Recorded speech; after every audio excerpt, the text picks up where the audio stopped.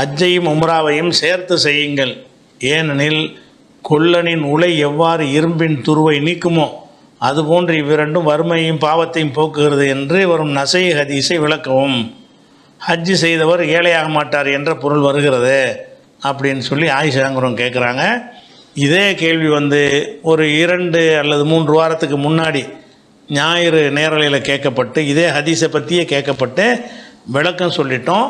அதனால் அவங்களுடைய அந்த லிங்க்கை நீங்கள் இதில் காட்டுறேன், அந்த இமேஜில் காட்டுறேன், அந்த மாதிரி டைப் படித்து நீங்கள் பார்த்துக்கிறங்க. சம்மந்தப்பட்ட கேள்வி கேட்டவருக்கு அந்த லிங்கை நம்ம அனுப்பி வச்சுருவோம், ரிப்பீட் ஆகிடக்கூடாதுங்கிறதுக்காக வேண்டி.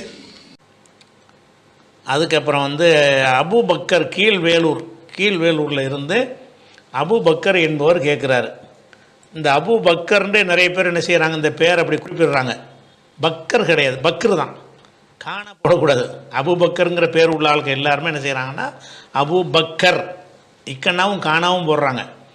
அந்த பேரை அப்படி எழுதியிருக்கனால சொல்கிறேன். அந்த பேரை என்ன செய்யக்கூடாது, அபு பானா இக்கண்ணா பக்ரு, அபு போட்டுட்டு பக்கர் எப்படி எழுதணும்னா பானா போடணும், இக்கண்ணா போடணும், இரண்ணா போடணும், பக்ரு.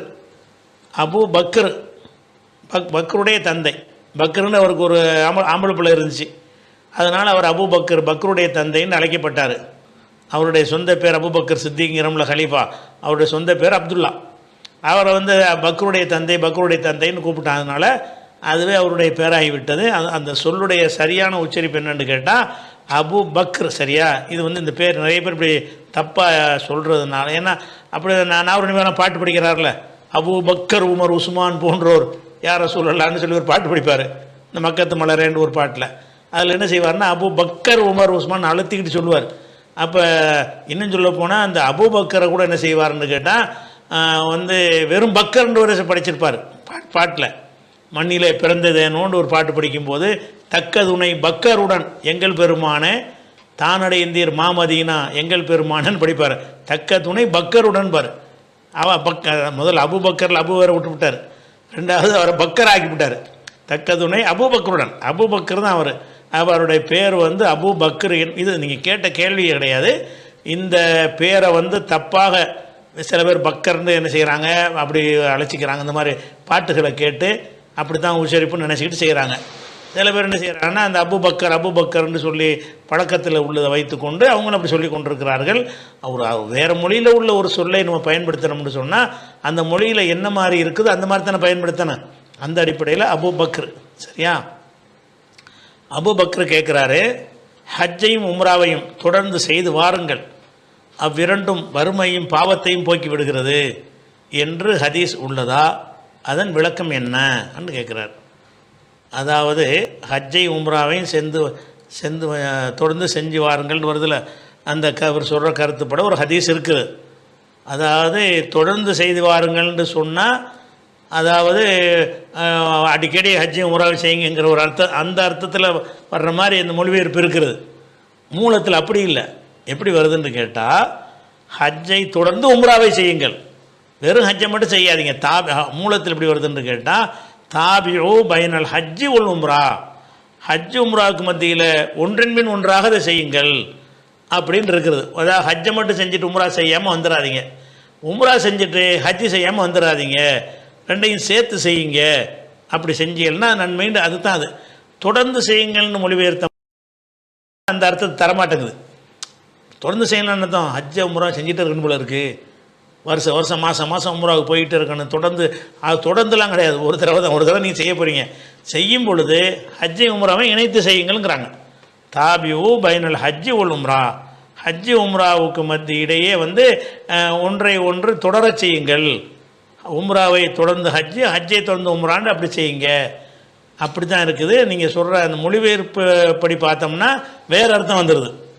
ஹஜ்ஜையும் உம்ராவையும் தொடர்ந்து செய்து வாருங்கள்னு வேறு போட்டோ என்னவாயிருது, ஹதீஸுடைய மீனிங்கே மாறிக்கிறது. அப்போ என்ன அர்த்தம் வருது, எப்போ பார்த்தாலும் ஹஜ் உம்ரா செஞ்சுக்கிட்டே இருக்கணும், நூற்றுக்கணக்கான ஹஜ்ஜி நூற்றுக்கணக்கான உம்ரா செய்யணுங்கிற மாதிரி, அல்லது நூற்றுக்கணக்கில் இல்லாட்டா ஒரு 10-15 ஹஜ்ஜு செய்யணுங்கிற மாதிரி அப்படிலாம் கிடையாது.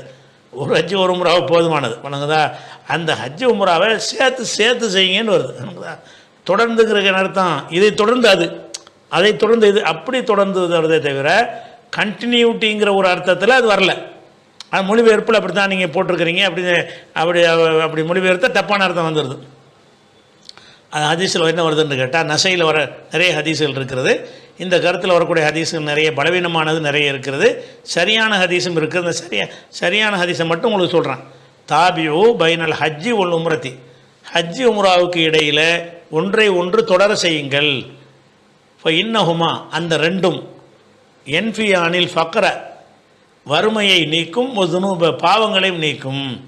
கமா என்ஃபில் கீரு ஹபசல் ஹதீத், அந்த துருத்தி எப்படி இரும்புடைய துருவை நீக்குமோ, துருத்தி வச்சு இரும்பை பழுக்க வைப்பாங்கள்ல, இரும்பை போட்டு துரு பிடிச்ச இரும்பை கொண்டு போய் நெருப்பில் பழுக்க போட்டிங்கன்னு சொன்னால், துருத்தியில் காற்று ஊதணும்னு என்ன செய்யும், அது நல்லா பழுத்து போயிடுமா, அப்புறம் எடுத்து ரெண்டு தட்டினா துருவெலாம் போயிடும், புது இரும்பாக போயிடும்.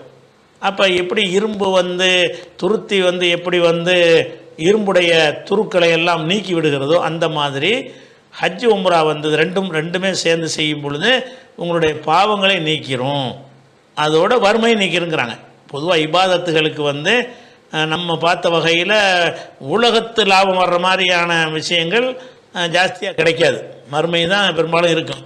இந்த மாதிரி 1-2 ஹதீஸ்லாம் என்ன வருதுன்னு கேட்டால், வறுமை நீங்கும், நீங்கள் ஹஜ்ஜி உம்ராவை ஹஜ்ஜி கருத்து உம்ரா செஞ்சீங்கன்னு சொன்னால் அல்லாஹ் உங்களை வறுமையை கொஞ்சம் நீக்குவான் அப்படிங்கிற துன்யாவுடைய விஷயமும் ஆகிரத்தும் வருது, பாவமும் சேர்ந்து வருது. பாவமும் நீங்கிரும், வறுமையும் நீங்கிரும் என்று வருகிறது. இது சரியான ஹதீஸ் தான். ஆனால் அதில் மொழிபெயர்ப்பு தப்பான அர்த்தம் தர்ற மாதிரி வருது. தொடர்ச்சி ஹஜ் உம்ரா செஞ்சுக்கிட்டே இருங்கன்னு அர்த்தம் கிடையாது, ஹஜ்ஜையும் உம்ராவையும் சேர்த்து செய்யுங்கன்னு அர்த்தம்.